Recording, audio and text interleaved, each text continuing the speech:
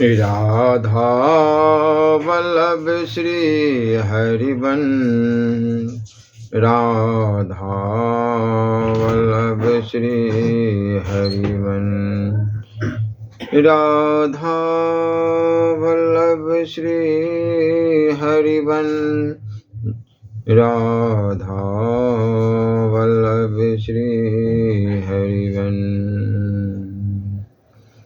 जय जय राधा वल्लभ गुरु हरिवन, गुरु वृंदावन गुरु बन चंद्र। जय जय राधा वल्लभ श्री हरिवन, श्री वृंदावन श्री बन चंद्र। ओम श्री परमात्मने नमः। श्री गणेशाय नमः।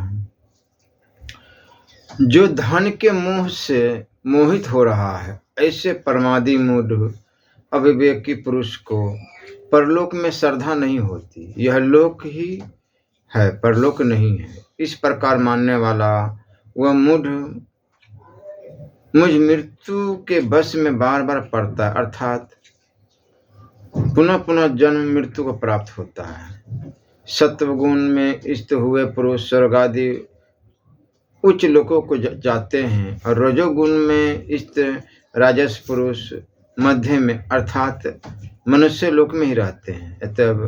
एवं तमोगुण के कार्य रूप निद्रा, प्रमाद और आलस्य आदि में स्थित हुए तामस पुरुष अधोगति को अर्थात कीट, पशु आदि नीच योनियों को प्राप्त होते हैं इत्यादि। शास्त्र में कर्मानुसार परलोक की प्राप्ति के जगह जगह प्रमाण मिलते हैं, किंतु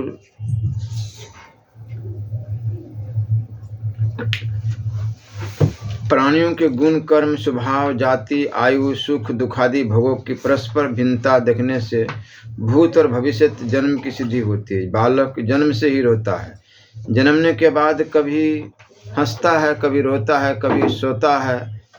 जब माता मुख में स्तन देती है तब दूध को खींचता है और भय से कांपता हुआ भी नजर आता है इत्यादि। उस बालक के आचरण पूर्व जन्म का लक्ष्य कराते हैं, क्योंकि इस जन्म में तो उसने उपयुक्त शिक्षा प्राप्त की नहीं। पूर्व जन्म के अभ्यास से ही यह सब बातें उसमें स्वाभाविक ही प्रतीत होती है। एक ही काल में कोई मनुष्य, कोई पशु, कोई कीट, कोई पतंग इत्यादि योनियों में जन्म लेते हैं। उनमें भी गुण, कर्म, स्वभाव, आयु, सुख, दुखादि भोग समान नहीं देखे जाते। एक देश और एक जाति में पैदा हुए बालकों में भी स्वभाव, आचरण, आयु, सुख, दुखादि भोग एक के दूसरे की अपेक्षा अत्यंत भिन्न भिन्न देखे जाते हैं। जैसे एक माता के एक साथ पैदा हुए दो बालकों में इत्यादि युक्तियों से पूर्व जन्म की सिद्धि होती है और पूर्व जन्म के लिए यह जन्म परलोक है। इससे परलोक की सिद्धि हो चुकी। जब तक इस पुरुष को ज्ञान न होगा तब तक इसी प्रकार गुण, कर्म और स्वभाव के अनुसार भावी जन्म होते रहेंगे। परलोक न मानने से क्या हानि है? पशुओं की अपेक्षा भी अधिक उच्छृंखलता आ जाएगी और उच्छृंखलता मनुष्य में झूठ, कपट, चोरी, जारी, हिंसा आदि पाप कर्मों की एवं काम, क्रोध, लोभ, मोह, अहंकार आदि अवगुणों की वृद्धि होकर उसका पतन हो जाता है, जिसके परिणाम में वह महान दुखी बन जाता है। सत्य बात को सत्य मानने में कल्याण है, क्योंकि आत्मा नित्य है। शरीर के नाश होने पर भी आत्मा का नाश नहीं होता। इसलिए इस जन्म में किए हुए शुभाशुभ कर्मों का फल अगले जन्म में अवश्य ही भोगना पड़ता है। जब वास्तव में इस प्रकार का निश्चय हो जाएगा तब मनुष्य जन्म, मृत्यु, जरा, व्याधि के दुखों से छूटने के लिए निष्काम भाव से यज्ञ, दान, तप, सेवा आदि उत्तम कर्मों के द्वारा, श्रवण, कीर्तन, स्मरण आदि ईश्वर की उपासना के द्वारा संपूर्ण दुराचार, दुर्गुण एवं दुखों से मुक्त होकर उस विज्ञानंद घन परमात्मा को प्राप्त हो जाएगा। इसलिए परलोक को अवश्यमेव मानना चाहिए।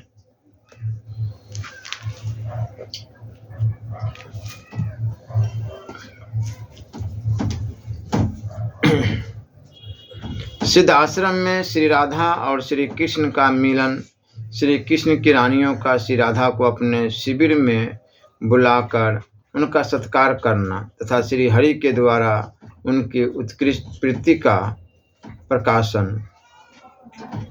श्री नारद जी कहते हैं, पटरानियों सहित श्री कृष्ण को आया देख गोपांगनाएं अत्यंत हर्ष से खिल उठी और तत्काल जय जयकार करने लगी। श्री राधा सहसा उठी और हाथ जोड़ श्री हरि की परिक्रमा करके अपने कमलोपम नेत्रों से आनंद के आंसू बहाने लगी। उन्होंने श्री कृष्ण के बैठने के लिए एक सोने का सिंहासन दिया, जिसके पायों में स्मंतक मणि जड़ी हुई थी। पार्श्व भाग में चिंतामणि जगमगा रही थी, मध्य भाग में पद्रागमणि शोभा दे रही थी। वह सिंहासन चंद्रमंडल के समान गोलाकार था। उसकी पादपीठिका में कौस्तुभ मणियां जड़ी गई थी। वह सिंहासन कुंड मंडल से मंडित था, पारिजात के पुष्पों से सज्जित और अमृत वर्षा छत्र से अलंकृत था। उन्हें सिंहासन देकर श्री राधा हास्य युक्त मुख से बोली, आज मेरा जन्म सफल हो गया, आज मेरी तपस्या का फल मिल गया। श्री हरे तुम आ गए तो आज मेरा धर्म कर्म सफल हो गया। श्री सिद्धाश्रम का स्नान धन्य है, जिससे मेरा मनोरथ अद्भुत रीति से सफल हुआ। मैंने तो कभी तुम्हारी भक्ति भी नहीं की, तुम भक्तों के सहायक हो। देव, तुमने मेरी सहायता के लिए इस भूतल पर बहुत से असुरों को मार भगाया, जिससे त्रिलोकी विजय कंस भी डरता था। उस शंखचूर को तुमने मेरे कहने से मार गिराया। हरे, मेरे प्रति प्रेम रखने के कारण ही तुमने ब्रजमंडल में देवलोक का वैभव दिखाया। देव, तुमने बलपूर्वक इंद्र का मान भंग किया और मेरे ही कारण ब्रज की रक्षा करते हुए गोवर्धन पर्वत को धारण किया। रासमंडल में गोपियों ने तुम्हारा यथेष्ट आलिंगन किया और तुम उनके वश में हो गए। देव, तुम्हारा यह चरित्र नरलोक की विडंबना मात्र है। श्री नारद जी कहते हैं, राजन, यह कहती हुई श्री राधा ने चंद्रानना की प्रेरणा से तुरंत श्री कृष्ण की रानियों पर दृष्टिपात किया और बड़े आदर के साथ उन सब को सम्मान दिया। रुक्मणी, जाम्बती, सत्यभामा, सत्या, भद्रा, लक्ष्मणा, कालिंदी और मित्रविंदा से परस्पर गले मिलकर रोहिणी आदि 16,000 रानियों को भी प्रेमानंदमय श्री राधा ने दोनों भुजाओं से पकड़कर सानंद हृदय से लगाया। श्री राधा जी बोली, बहनों, जैसे चंद्रमा एक है किंतु उसे इसने रखने वाले चकोर बहुत है, जैसे सूर्य एक है किंतु उन्हें देखने वाले दृश्यां बहुत है, इसी प्रकार भगवान श्री कृष्ण चंद्र एक है किंतु इनमें भक्ति भाव रखने वाली हम सब बहुत सी स्त्रियां हैं। जैसे कमल के प्रभाव को भंवर जानता है तथा रत्न के प्रभाव को उसकी परख करने वाला जोहरी जानता है, जैसे विद्या के प्रभाव को विधान और काव्य के प्रभाव को कविंद्र जानता है, जैसे सहस्त्रों मनुष्यों के होने पर भी रस के प्रभाव को केवल रसिक जानता है, उसी प्रकार है राजकुमारियों, इस भूतल पर श्री कृष्ण के प्रभाव को यथार्थ रूप से इनका भक्त ही जानता है। श्री नारद जी कहते हैं, राजन, श्री राधा की बात सुनकर उस समय सब पत्नियों सहित भीष्मक नंदिनी रुक्मणी ने कमल लोचना श्री राधा से कहा। रुक्मणी जी बोली, श्री राधे वृषभानु नंदिनी, तुम धन्य हो, तुम्हारे भक्ति भाव से यह श्री कृष्ण सदा तुम्हारे वश में रहते हैं। तीनों लोकों के लोग जिनकी कथा वार्ता निरंतर करते सुनते हैं, वही भगवान दिन रात तुम्हारी कथा कहा करते हैं। श्री हरि के प्रति तुम्हारे प्रेम भाव का स्वरूप जैसा हमने सुना था वैसा ही देखा। तुम्हारे लिए कुछ भी आश्चर्य की बात नहीं है। देवी, तुम हमारे शिविर में शीघ्र चलो, हम सब तुम्हें ले चलने के लिए ही यहाँ आई है। श्री नारद जी कहते हैं, राजन यूं कहकर भीष्मक नंदिनी रुक्मणी कीर्ति कुमारी श्री राधा को बड़े आदर से महात्मा श्री कृष्ण के साथ अपने शिविर में ले आई।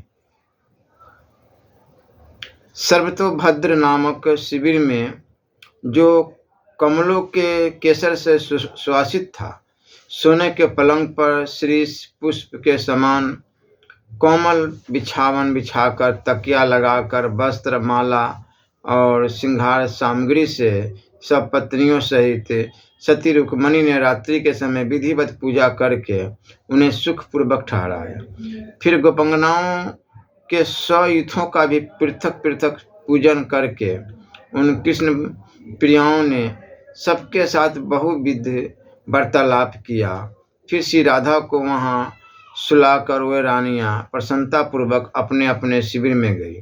श्री कृष्ण के पास पहुंचकर रुक्मणी ने देखा कि वे बैठे बैठे जग रहे हैं। तब उन्होंने श्री कृष्ण ने पूछा, स्वामी आप सोते क्यों नहीं? श्री भगवान बोले, सुब्रो, तुमने अगवानी करके विनय पूर्वक प्रेम भरी बातें सुनाकर आश्वासन देकर वज्रेश्वरी श्री राधा की भली भांति पूजा की है और वह अत्यंत प्रसन्न हुई है, परंतु एक बात की ओर तुमने ध्यान नहीं दिया। वह प्रतिदिन सोने से पहले उत्तम दूध पिया करती है, किंतु सुंदरी आज श्री राधा ने दूध पान नहीं किया महामते, इसलिए अब तक उनके नेत्रों में नींद नहीं आई है। और भीष्मक नंदिनी, यही कारण है कि मैं भी नहीं सो सका हूँ। श्री नारद जी कहते, राजन, पति देवता की यह उत्तम बात सुनकर रुक्मणी अपने सौतों के साथ दूध लेकर बड़े आदर से श्री राधा के समीप गई। सोने के कटोरे में मिश्री मिलाया हुआ गर्म दूध डालकर भीष्मक नंदिनी ने बड़े प्रेम से श्री राधा को पिलाया। इस प्रकार विधिवत पूजा करके उनके हाथ में पान का बीड़ा दिया और सत्यभामा आदि सब पत्नियों के साथ अपने शिविर में लौट आए। श्री कृष्ण के समीप आकर शुभ स्वरूपा श्री रुक्मणी जी अपने द्वारा की गई दूध पहुँचाने और पिलाने की सेवा का वर्णन करते हुए साक्षात श्री कृष्ण के चरणारविंदों की सेवा में लग गई। अपने कोमल कर पल्लवों से निरंतर श्री चरणों का लालन करती हुई रुक्मणी जी श्री कृष्ण के पाद तल में नए छाले देख आश्चर्यचकित हो उठी। उन्होंने पूछा, प्रभु, आपके चरण तलों में छाले कैसे उभर आए हैं? भगवान, ये आज ही उभरे हैं, मैं नहीं जानती कि इसका कारण क्या है। तब प्रसन्न हुए श्री हरि ने श्री राधा की भक्ति को प्रकाशित करने के लिए 16,000 रानियों के सामने स्वयं रुक्मणी से कहा।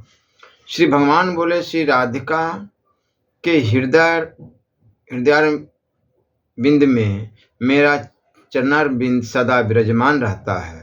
उनके प्रेम पाश में बंद कर वह निरंतर वही रहता है, कभी निमेष मात्र के लिए भी अलग नहीं होता। आज तुम लोगों ने उन्हें कुछ अधिक गर्म दूध पिला दिया है। वह दूध मेरे पैरों पर पड़ा और उनमें छाले पड़ गए। तुम सबने उन्हें थोड़ा गर्म दूध नहीं दिया, अधिक गर्म दूध दे दिया। श्री नारद जी कहते, नरेश्वर, श्री कृष्ण की बात सुनकर रुक्मणी आदि सुंदरियां बड़े प्रेम से उनके पैर सहलाने लगी और उन्हें सब ओर से बड़ा विस्मय हुआ। वे परस्पर कहने लगी, मधुसूदन, माधव में श्री राधा की प्रीति बहुत ही उच्च कोटि की है। उनकी समानता करने वाली कोई स्त्री नहीं है। ये श्री राधा इस भूतल पर अद्वितीय नारी है। श्री नारद जी कहते, राजन, श्री राधा और गोपीगणों का उत्कृष्ट प्रेम जानकर रुक्मणी आदि राजकुमारियों ने रासक्रीड़ा देखने के लिए उत्सुक हो श्री हरि से कहा। पटरानियां बोली, श्याम सुंदर, तुम में प्रेम लक्षणा भक्ति रखने वाली गोप सुंदरियां धन्य हैं, जो रास रंग में सम्मिलित हुई थी। इन सब के तप का क्या वर्णन हो सकता है? माधव, प्रभु, यदि तुम हमारी प्रार्थना स्वीकार करो तो वृंदावन में तुमने जिस विधि से रास रचाया था उस विधि को हम देखना चाहती हैं। तुम यही हो, श्री राधा यहीं विराज रही है। संपूर्ण गोप सुंदरियाँ एवं ब्रजंगनाएं भी यही हैं और हम सब भी यही हैं। अतः देवेश्वर, यहाँ रास का आयोजन सर्वथा उचित होगा। जगन्नाथ, तुम हमारे इस मनोरथ को पूर्ण करो। हे हरे, हमने दूसरा कोई मनोरथ नहीं प्रकट किया है, केवल रास क्रीड़ा का दर्शन कराओ। रानियों की यह बात सुनकर भगवान हंसने लगे। उन्होंने प्रेम पूरित होकर उन सबको अपने वचनों द्वारा मोहित सी करते हुए कहा। श्री भगवान ने कहा, अंगनाओं, रासेश्वरी श्री राधा के मन में भी रास क्रीड़ा की इच्छा हो तो यहाँ रास हो सकता है। अतः तुम ही सब जाकर उनसे पूछो। श्री कृष्ण की यह बात सुनकर रुक्मिणी आदि राजकुमारियों ने श्री राधा के पास जाकर हंसते हुए मुख से अत्यंत प्रेम पूर्वक कहा। श्री रानियाँ बोली, रंभोरु चंद्रबंद ने ब्रज सुंदरियों की स्वामिनी रासेश्वरी प्रियतमे सखी श्री रूपमणि, रास में कीर्ति रानी के कुल की कीर्ति बढ़ाने वाली शुभंगनी, हम सब तुम्हारी सखियां तुमसे एक बात पूछने आई है। रास में रस प्रदान करने वाले रासेश्वर यही हैं तथा रास की अधेश्वरी तुम भी यही हो और अन्य समस्त गोप सुंदरियां भी यही हैं। इसी प्रकार हम सब भी यहाँ हैं। अतः सब प्रकार से रस का आस्वादन करने के लिए तुम यहाँ रास का आयोजन करो। प्रियतमे, ऐसा हो तो यह हमारे लिए अत्यंत प्रिय होगा। श्री राधा ने कहा, सत्पुरुषों पर कृपा करने वाले परम रासेश्वर श्याम सुंदर के मन में यदि रास क्रीड़ा की अभिलाषा हो तो यहाँ रास हो सकता है। अतः मेरी प्रियतमा सखियों, तुम सब परम सेवा शुश्रूषा और परभक्ति से उनकी पूजा करके उन्हें बस में करो। श्री नारद जी कहते, राजन, श्री राधा की बात सुनकर रानियों ने श्री कृष्ण की कही हुई बात बताई। तब महामना श्री राधा तथास्तु कहकर अत्यंत प्रसन्न हुई। फिर बैसाख मास की पूर्णिमा को उस शुभ एवं पुण्य तीर्थ सिद्धाश्रम में जब रात्रि का प्रथम प्रहर प्राप्त हुआ और चंद्रमा की चांदनी सब ओर फैल गई, तब रास क्रीड़ा का आरंभ हुआ। रासेश्वर के रास का आनंद प्राप्त करने के लिए रासेश्वरी श्री राधा तैयार हो गई और उनके साथ रसिक शेखर श्याम सुंदर रास स्थली में उसी तरह सुशोभित हुए जैसे रति के साथ रतिपति मदन। जितनी संपूर्ण गोप सुंदरियां और जितनी राजकन्याएं वहां उपस्थित थी, उतने ही रूप धारण करके दो दो सुंदरियों के बीच में एक एक श्री कृष्ण शोभा पाने लगे। ताल, वेणु और मृदंगों की ध्वनि के साथ मधुर कंठ वाली सखियों के गीत और उनके नुपुर, कंची आदि आभूषणों की मधुर झनकार का मिला हुआ महान शब्द वहां सब ओर गूंज उठा। राजन, करोड़ों कामदेवों के लावण्य को लज्जित करने वाले बनमालाधारी, कुंडल मंडित एवं किरीट वल्ले और भुजबंदों से अलंकृत पीताम्बरधारी श्याम सुंदर रासेश्वर रास में स्वयं रासेश्वरी के साथ गीत गाने लगे। विदेह राज जैसे तारागणों से घिरा हुआ चंद्रमा शोभा पाता है, उसी प्रकार रासेश्वर श्री कृष्ण उन सुंदरियों के साथ सुशोभित हो रहे थे। मिथिलेश्वर इस प्रकार वह महानंदमयी संपूर्ण शुभ निशा रास मंडल में एक क्षण के समान व्यतीत हो गई। श्री रास मंडल की शोभा देख रुक्मिणी आदि समस्त पटरानियां परमानंद को प्राप्त हुई। उन सब का मनोरथ पूर्ण हो गया। रास की समाप्ति होने पर रुक्मिणी आदि रानियों ने प्रेम परवश होकर साक्षात परिपूर्णतम पुरुषोत्तम श्री कृष्ण से कहा। रानियां बोली, प्रभु मनोहर रास रंग में आपकी रूप माधुरी देखकर हमारा मन उसी प्रकार आनंद मग्न में निमग्न हो गया जैसे ज्ञानी मुनि ब्रह्मानंद में डूब जाते हैं। ऐसा रास दूसरा न हुआ होगा न होगा। माधव, यहाँ गोपांगनाओं के 100 युथ विद्यमान हैं। सखियों से तो हम 16,000 आपकी पत्नियां भी इसमें सम्मिलित रही है। करोड़ों सखियों के साथ 8 पटरानियां भी यहाँ उपस्थित है। माधेश्वर, ऐसा रास तो वृंदावन में भी नहीं हुआ होगा। श्री नारद जी कहते, राजन, इस प्रकार अभिमान प्रकट करने वाली रानियों की बात सुनकर श्याम सुंदर श्री हरि हंसने लगे और बोले, यहाँ का रास सर्वोत्कृष्ट है या वृंदावन का, यह तुम श्री राधा से ही पूछो। तब सत्यभामा आदि सब रानियों ने मनोहारिणी श्री राधा से इसके विषय में पूछा। श्री राधा मन ही मन कुछ हंसती हुई यह उत्तम बात बोली। श्री राधा ने कहा, सखियों, बहुत सी सुंदरियों ने से भरा हुआ यहाँ का रास भी बहुत अच्छा रहा है, परंतु पहल वृंदावन में जो रास हुआ था उसके समान यह कदापि नहीं था। यहाँ दिव्य वृक्षों और लताओं से व्याप्त, प्रेम के भार से झुकी हुई लता, बलियों से विलसित और मधुपों से सुशोभित वृंदावन कहाँ है? पुष्प समूहों को बहाती हुई, फूलों के छाप से अलंकृत, श्याम पट की भांति शोभा पाने वाली, हंसों और पद्म भवनों से व्याप्त यमुना नदी यहाँ कहाँ उपलब्ध है? फूलों के भार से झुकी हुई माधवी लताएं यहाँ कहाँ दिखाई देती है? प्रेम परवश पक्षी कहाँ मधुर स्वर में गान कर रहे हैं? चंचल भंबर पुंजों से युक्त कुंज और दिव्य मंदिरों से मंडित निकुंज यहाँ कहाँ सुलभ है? कमलों के पराग को लेकर शीतल मंद सुगंध वायु यहाँ कहाँ बह रही है? ऊंचे ऊंचे मनोहर शिखरों से सुशोभित, सर्वत्र फल फूलों से संपन्न तथा सुंदर कंदराओं से अलंकृत, महाकाय गजराज की भांति शोभा पाने वाला गिरिराज गोवर्धन यहाँ कहाँ दृष्टिगोचर होता है? जहाँ वायु ने कोमल बालों का संचय कर रखा है, यमुना के उस रमणीय पुलिन पर बंसी और बेंत की छड़ी धारण किए मल अथवा नटवर के भेष में विराजित श्याम सुंदर की झांकी यहाँ कहाँ मिल रही है? इस स्थान पर श्री कृष्ण के लिए वनमाला से विभूषित सिंगार कहाँ उपलब्ध है? श्याम सुंदर की काली घुंघराली और सुगंध युक्त अलकावलियों का दर्शन यहाँ कहाँ होता है? श्री कृष्ण के स्निग्ध कपोलों से मनोहर मुख पर दोनों ओर कुंडलों का हिलना डुलना कहाँ दिखता है? उनके मुख पर पत्र रचना कहाँ की गई है? कहाँ सुगंध के लोभ से भ्रमलावलियाँ टूटी पड़ती है? कहाँ वह प्रेमपूर्ण निरीक्षण, स्पर्श और हर्षोल्लास यहाँ कहाँ सुलभ हुआ है? कामदेव के तीखे बाणों को तिरस्कृत करने वाले नेत्र कोनों से निहारने पर जो कटाक्ष पात जनित रस प्रकट होता है, वह यहाँ कहाँ प्राप्त हुआ है? दोनों हाथों से एक दूसरे को पकड़कर खींचना, हाथ से हाथ छुड़ाना, निकुंज में छिपना, सामने होने पर भी दिखाई न देना, आदि लीला यहाँ कहाँ दिखाई देती है?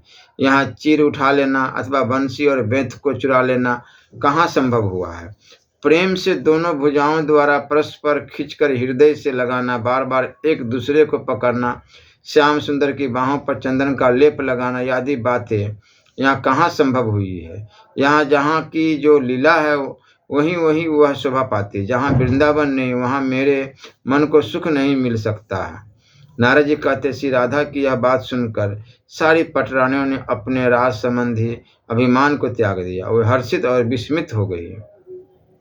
इस प्रकार श्री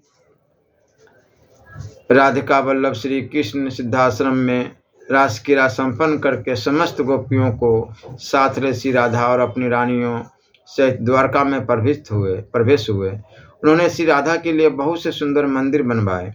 उन समस्त ब्रजंगनाओं के रहने के लिए भी सुख पूर्वक व्यवस्था की। नरेश्वर, इस प्रकार मैंने सिद्धाश्रम की कथा तुम्हें सुनाई है, जो समस्त पापों को हर लेने वाली, पुण्यमय तथा सबको मोक्ष देने वाली है। आगे की प्रसंग आगे सुनाएंगे। श्री राधा वल्लभ लाल की